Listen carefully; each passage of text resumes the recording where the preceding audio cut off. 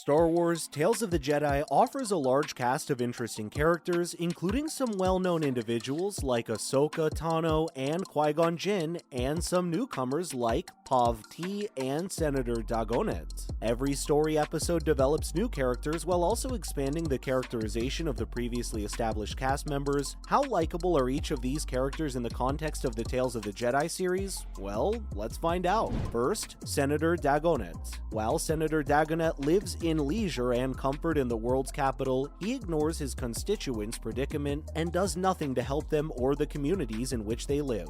The situation is so dire that the only way for the planet's inhabitants to catch Dagonet's attention is to kidnap his son. Dagonet's son is shocked that his father has ignored the planet's residents' needs. When Dagonet arrives in one of the villages, he and his guards open fire on his oppressed people, hurting and murdering some of them. Dagonet is not only a leader who fails to fulfill his duties, but is also harsh and spiteful. He is arrogant enough to assume he is superior to everyone, including the Jedi. Because Dagonet is so unlikable, viewers can understand why Dooku would want to strangle him with the Force. Moving on at number 2, Darth Sidious / Palpatine. After seeing how much Dooku cared about being a Jedi, defending the innocent and rooting out corruption and injustice in the earlier episodes, it is devastating to see Darth Sidious / Palpatine manipulate Dooku into following the ways of the Sith and the dark side. To advance his agenda, Palpatine perverted the qualities and principles that made Dooku such a remarkable and one-of-a-kind Jedi. It is evident that Palpatine does not trust Dooku and does not appreciate everything that Dooku has done for him because he quickly accuses Dooku of betraying him when Yaddle reveals herself. Palpatine does not even trust Dooku, nor does he appreciate everything Dooku has done for him. Palpatine persuades Dooku that he needs to kill Yaddle to validate his commitment to the Emperor.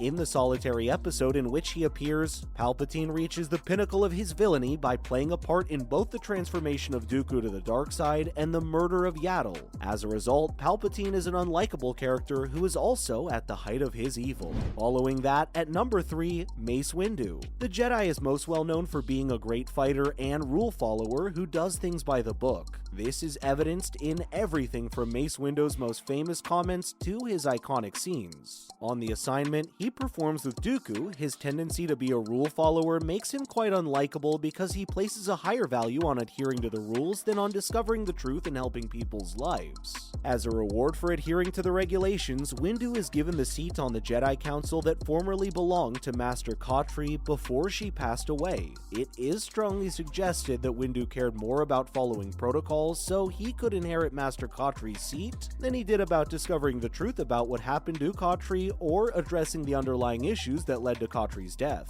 This is because Windu's actions strongly suggest that he did not care about addressing the underlying issues that led to Khatri's death. Next up, at number 4, Dooku. Fans are accustomed to Dooku being portrayed as a pure villain thanks to the prequels and the Clone Wars. It is fascinating to see Dooku as a Jedi who cares deeply about others, particularly when it comes to Qui-Gon Jinn and those opposed across the galaxy. Building on the work that Cavan Scott did in his audio drama Dooku, Jedi Lost, is fascinating to see Dooku in this light because it builds on the work that Cavan Scott did. It warms my heart to see how proud he is of Qui-Gon and how grateful he is to him, inspiring both in his compassion for those who are oppressed and in the actions he takes to defend them are his words and his actions. Seeing others willing to ignore or brush off these concerns is discouraging. However, seeing the corruption and negligence inside the Jedi Order and the Republic Senate is disturbing. If this were a different tale, Dooku would be the hero since he is one of the few people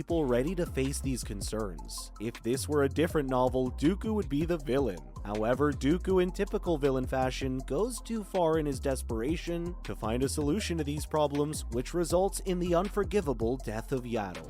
Moving on at number 5, Anakin Skywalker. In the Star Wars anthology Tales of the Jedi, Anakin appears cruel to Ahsoka, nearly driving her to the point where she snaps. However, Anakin shouldn't be blamed for this because he is attempting to show Ahsoka how to to protect herself in ways better than the Jedi Order doesn't educate her to do. How Anakin pushed Ahsoka throughout the series ultimately provides her with the knowledge and skills she needs to survive Order 66. Anakin is unaware of this fact at the time. Sometimes a lesson does not stick with a pupil unless a teacher pushes them, and in this case, it pays off as Anakin's teaching helped save Ahsoka's life.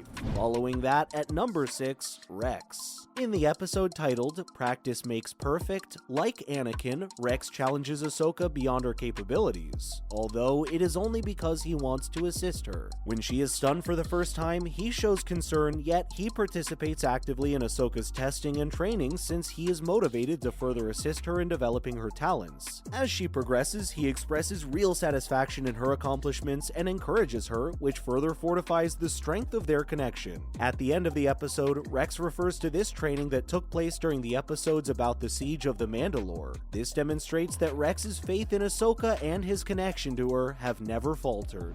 Next up at number 7, Pav T. The first episode, Life and Death, introduces more new characters than any other, with newborn Ahsoka being the only established character to return from the series' prior episodes. Pav T, Ahsoka's mother, is easily the most approachable of all the new characters. Pav T has a strong connection with the baby Ahsoka, which is made clear by her travels, hunts, and converses with her. She has a wonderful sensitivity, and her love for Ahsoka is evident. Nonetheless, she is not hesitant to start teaching Ahsoka critical truths about life and death. This contrasts with the sweetness and tenderness that she exudes. The development of Pav T's character lets the audience feel more concerned about her plight when Ahsoka is taken away from her. Because of this, the audience is aware that Ahsoka will be alright, but they are uncertain about how the plot will develop for Pav T. This makes the stakes higher. Moving on at number 8, Qui-Gon Jinn. Qui-Gon Jinn is shown in many stages of his life in the series Tales of the Jedi. He first appears as a Padawan to Count Dooku, and then later as a Jedi Master who reports to the Jedi Council that he has come across a Sith Lord, Darth Maul, on Tatooine. In both of these stories, Qui-Gon is a likable character.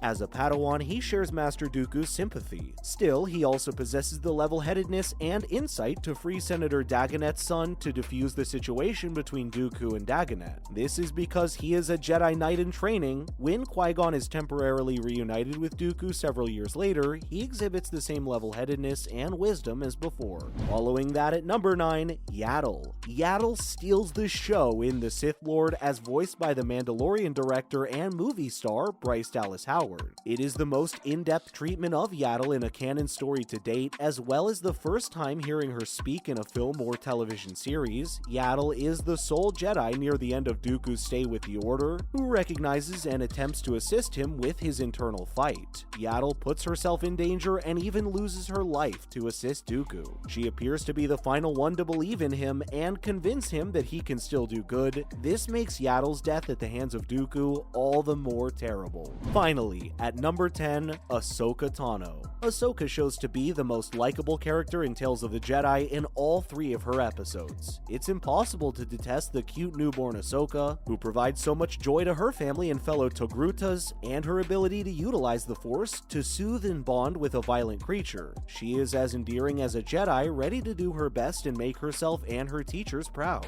The audience also sympathizes with Ahsoka as she witnesses Padme Amidala's funeral, mourning the loss of both Padme and Anakin. She is later inspired to defend the innocent from an Inquisitor and rededicate herself to preserving the galaxy. Well, that marks the end of our video for today, my friends. We hope you enjoyed it. On your way out, make sure to hit that subscribe button for more content like this in the future. Thank you so much for watching.